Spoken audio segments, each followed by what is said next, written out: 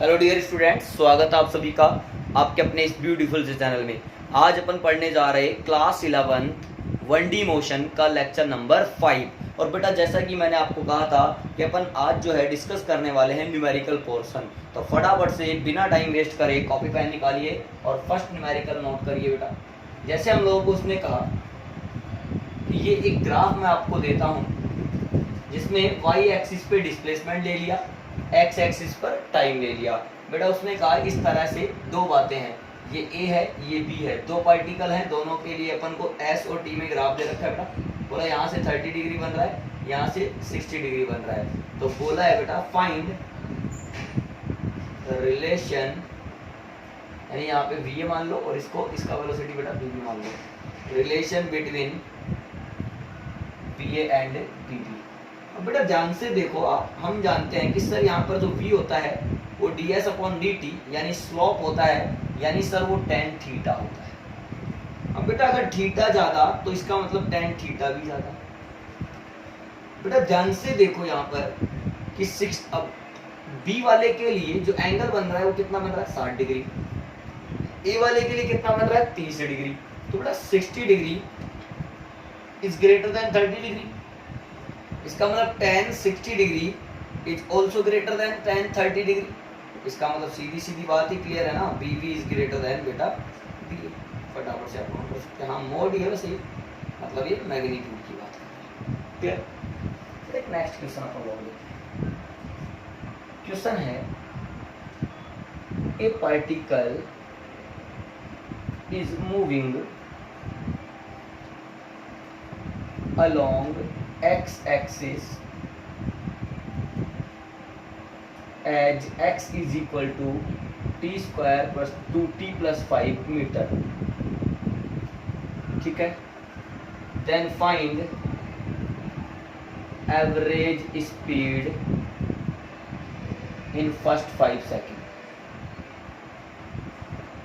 बेटा हमसे बोला है कि कोई कण है जो x अक्ष के अनुदिश x बराबर टी स्क्वायर प्लस 2t प्लस 5 मीटर इसके अनुदिश गतिशील है, तो शुरू के 5 सेकंड में उसकी एवरेज स्पीड यानी औसत चाल क्या होगी। बेटा गिवन जो है वो ठीक है, x is equal to t square plus 2t प्लस 5 मीटर, ये हम लोगों को दे रखा है। अब हम लोगों को क्या करना है, एवरेज स्पीड चाहिए। एवरेज स्पीड क्या होता है, total distance upon total time, यानी शुरू के 5 सेकंड में उसने कुल दूरी कितनी तय करी और इसको टाइम कितना लगा 5 सेकंड लगा। तो ये हम लोगों को पहले कुल टोटल डिस्टेंस निकालनी है 5 सेकंड में। बट इसके लिए मैंने ये देखा कि ये जो पार्टिकल है, ध्यान से देखना, पहले समझने की कोशिश करना पड़ा। ऐसे क्वेश्चन कैसे करते हैं, कई बच्चे डायरेक्ट कर देते हैं, ऐसे नहीं करना। ये मान लीजिए x बराबर 0 की बात है ना, यहाँ पे टाइम भी 0 बेटा। अब हम लोगों को ये देखना है कि कहीं पर कोई दिक्कत तो नहीं है, यानी बेटा कुल मिलाकर के टोटल डिस्टेंस आप लोग यहाँ पे कैलकुलेट कर लो। तो टोटल डिस्टेंस 5 सेकंड में कितनी कवर होने वाली है, आप देखो तो सही यहाँ पे।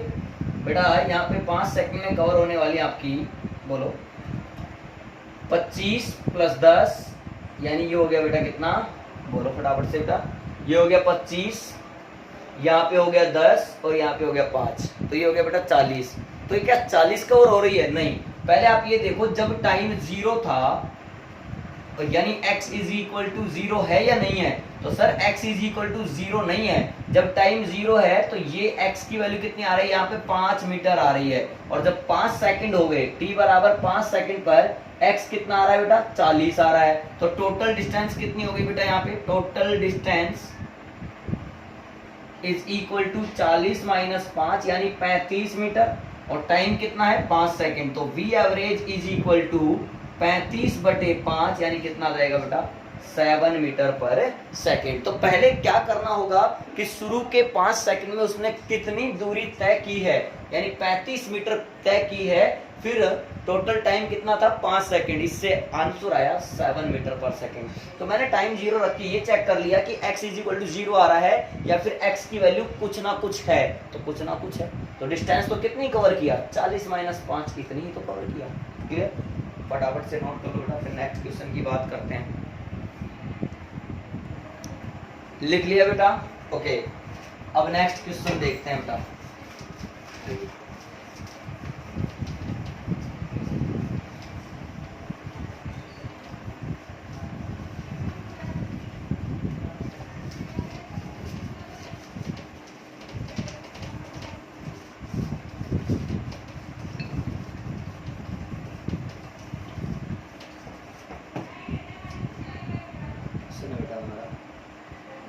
if x is equal to 5 plus 10t minus t square, ठीक है, मीटर में ही है, then find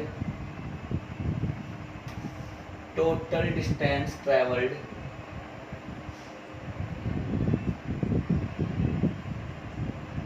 by the particle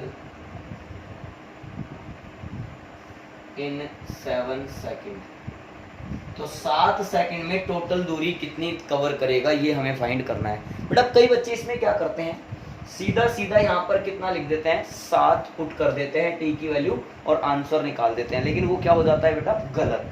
अब डायरेक्ट यहाँ पर 7 सेकंड में कितनी दूरी तय की गई है ये निकालने के लिए यहाँ 7 पुट ना करें बेटा, पहले ये चेक करें कि क्या पता वो पहले सीधा चला भी है या नहीं, यानी 7 सेकंड तक क्या वो लगातार गया है या फिर रुक गया है, यानी ऐसा चेक करें कि कहीं 7 सेकंड से पहले ही उसका वेलोसिटी 0 तो नहीं हो गया था। तो बेटा यही बात करनी है। तो गिवन है x बराबर 5 प्लस 10t, नीचे लिख लेते हैं बेटा, इस लंबर लाइन को सोल्व करेंगे बेटा। पहले v निकाला dx अपॉन dt, 5 का डिफरेंशिएशन 0, 10t का मतलब 10 माइनस 2t। बेटा जब इसको 0 करें, when v is equal to 0 then, तो बेटा 10 minus 2t is equal to 0, इसका मतलब t की वैल्यू कितनी आ गई आपके पास, 10 अपॉन 2 यानी 5 सेकंड। ओहो, ये तो 7 सेकंड लगातार चला ही नहीं, इसका वेलोसिटी तो 5 सेकंड पे जाके ही कितना हो गया बेटा, 0 हो गया। मान लेते हैं कि यहाँ पे टाइम 0 था, सपोज दैट यहाँ पे जब टाइम 0 था तो x की वैल्यू कितनी थी बेटा, 5 मीटर, देख पा रहे होंगे आप, ठीक है। मैं यहाँ लिख भी लेता हूं बेटा, देखो when x बराबर, या ऐसे लिख लो ना, जब when t is equal to 0 then, तरीके से this implies x बराबर 5 मीटर। बेटा t बराबर 5 सेकंड पे देखो पहले कितना कवर कर रहा है, x बराबर 5 रखो यहाँ पे, 10 इंटू 5 50, और ये 25, 50 में से 25 गया 25, और 25 और 5 बेटा 30 मीटर। इसका मतलब यहाँ जैसे ही उसने कितने सेकंड कवर कर लिए, 5 सेकंड, तो x की वैल्यू कितनी होगी बेटा यहाँ पे, 30 मीटर। क्लियर। अब उसके बाद में ये देखना है कि 7 सेकंड, अब यहाँ पे वेलोसिटी 0 हो चुका है, इसका मतलब पलटी मार के 2 सेकंड कवर कर रहा है। जब t की वैल्यू 7 सेकंड है, यहाँ 7 रखो, 10 इंटू 7 70, इसका हो गया 49, 70 प्लस 5 75 में से गया बेटा 49, तो कितना बचेगा बेटा, 75 में से अगर 49 निकाल दोगे तो कितना बच रहा है बोलो, ये कितना बचेगा 6, और ये कितना हो गया बेटा 26, यानी x की वैल्यू कितनी आ रही है, 26 मीटर। ओहो सही बात है सर, 30 से पहले आता है 26, तो यहाँ टिक करना पड़ेगा। t बराबर 7 सेकंड कवर हो गए, लेकिन x की वैल्यू आई 26 मीटर। अब बोल रहा है कि टोटल 7 सेकंड में कितनी दूरी तय करा, तो बेटा टोटल डिस्टेंस अब लिख सकता हूँ, देखो मैं कैसे लिखूं बेटा। वो पहले तो क्या किया, 0 से 5 सेकंड तक लगातार चला, तो कितनी कवर किया, 30 माइनस 5, फिर बेटा यहां से पलटी मारा, फिर 26 तक और गया, तो फिर 30 माइनस 26, इसका मतलब ये आ गया 25, ये आ गया 4, तो आंसर आना चाहिए 29 मीटर। क्लियर बेटा, फटाफट से नोट कर लीजिए आप इसको।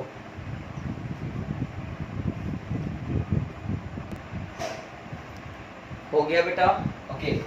एक नेक्स्ट सवाल और इस तरह का देखते हैं, बताइए। इसी तरह के एक सवाल और ले लेते हैं बेटा।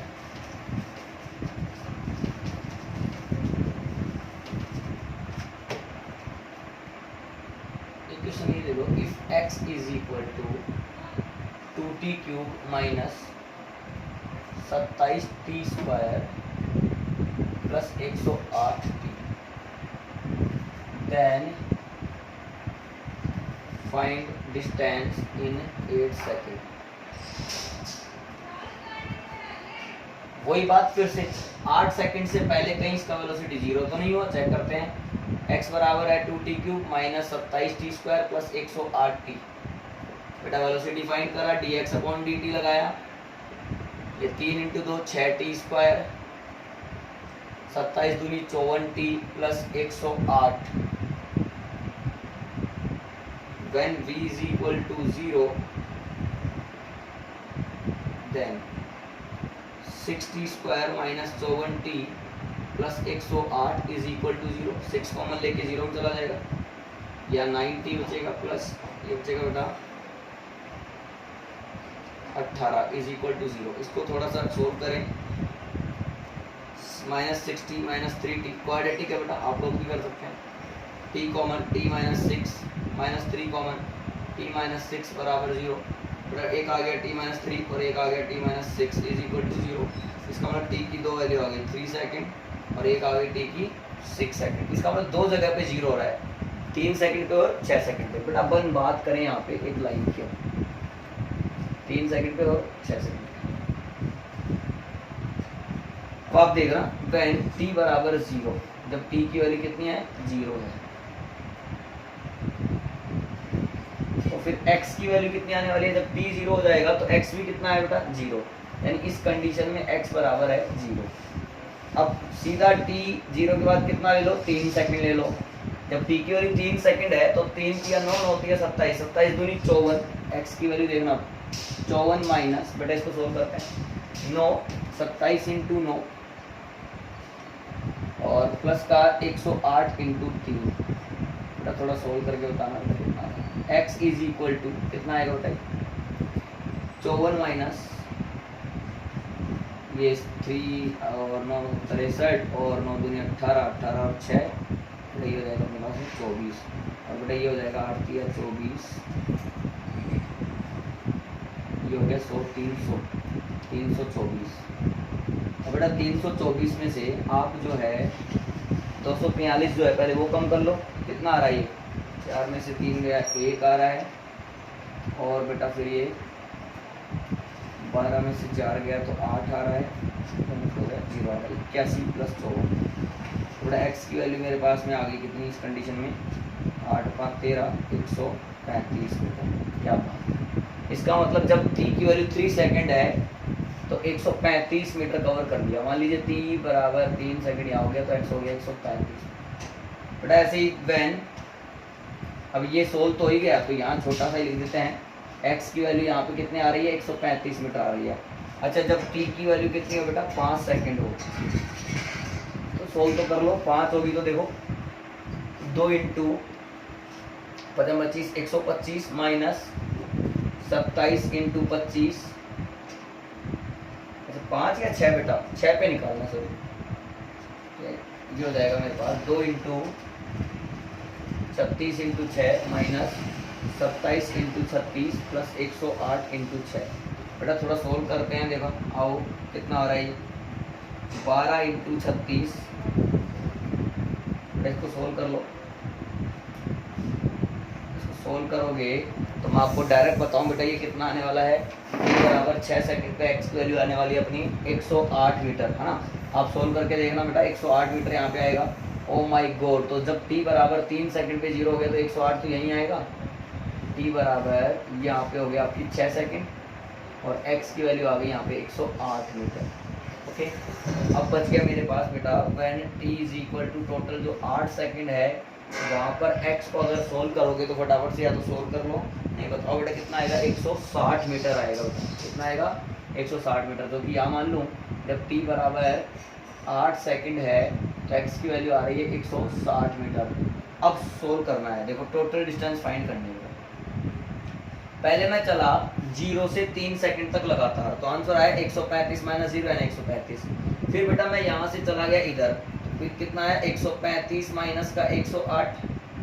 फिर बेटा मैं कहाँ पे चला, फिर मैं यहाँ से वापस यहाँ पहुँच गया यानी 160 माइनस 108। इसको सोल्व कर लो बेटा, आपके पास जो आएगा वो करेक्ट आंसर आएगा। फटाफट से आप लोग इसको नोट भी कर सकते हैं। क्लियर बेटा, फटाफट से नोट कर लीजिए बात को। हो गया, ठीक है। एक नेक्स्ट क्वेश्चन और लेते हैं बेटा अच्छा सा। मान लीजिए आपको x डायरेक्शन में डिस्प्लेसमेंट दे रखा हो, y डायरेक्शन में डिस्प्लेसमेंट दे रखा हो, तो फिर वेक्टर का यूज करके वेलोसिटी का मैग्नीट्यूड फाइंड करेंगे। देखो बेटा कैसे, if x is equal to alpha t square, alpha बेटा कांस्टेंट है, टी टाइम है, x डिस्टेंस या डिस्प्लेसमेंट है, y is equal to beta t square, then find magnitude of velocity. बेटा कैसे करेंगे आप, x दे रखा है अल्फा टी स्क्वायर, तो बेटा vx निकल जाएगा मेरे पास में dx अपॉन dt, तो ये आ जाएगा 2 अल्फा टी। y दे रखा है बेटा हम लोगों को, ये इक्वेशन नंबर फर्स्ट मान लो, y दे रखा है बीटा टी स्क्वायर, तो बेटा vy कितना आएगा y डायरेक्शन में वेलोसिटी dy अपॉन dt, तो ये आ जाएगा मेरे पास में 2 बीटा टी, इक्वेशन नंबर में सेकंड। तो बेटा v वेक्टर कैसे लिखा जाता है, vx i cap plus vy j cap.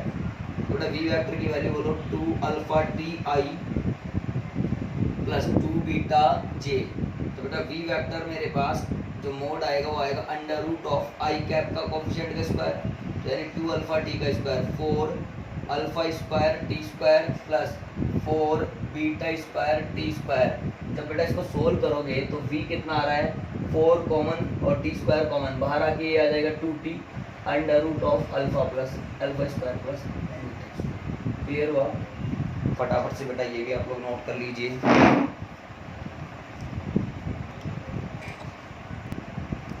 आया बेटा समझने? ठीक है। एक लास्ट क्वेश्चन अपन इसमें एरिया पर बेस्ड दे देते हैं बेटा ना।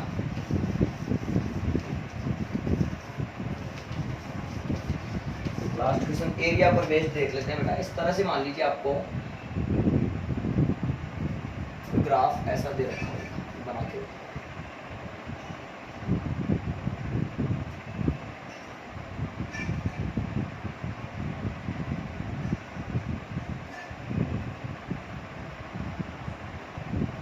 आपको 4 दे रखा है, मान लीजिए यहाँ पे 6 दे रखा है, ये 0 ये 2 ये 4 ये 6 और ये 2।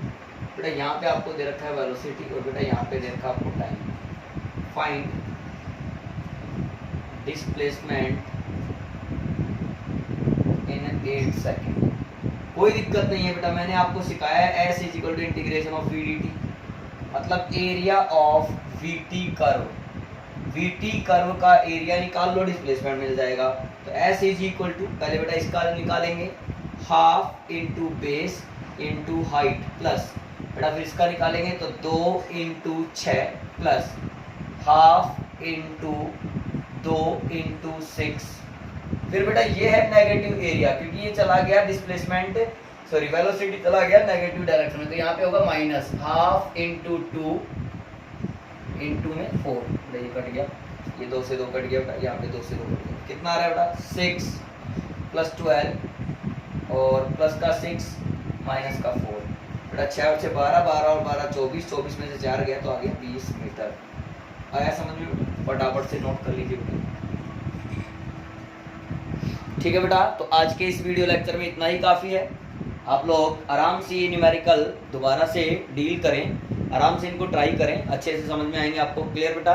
लगातार पढ़ाई करते रहिए। वीडियो पसंद आई तो इसे लाइक करिए, शेयर करिए, और अगर कोई भी डाउट है तो बिना हेजिटेशन रखे आप कमेंट भी कर सकते हैं, आपको जल्दी से जल्दी सॉल्यूशन उसका मिल जाएगा। जैसा कि मैं कह रहा था कि नोट्स प्रॉपर आपको वीडियो लेक्चर से ही बनाने हैं बच्चों, ठीक है, और लगातार पढ़ाई भी करते रहना है।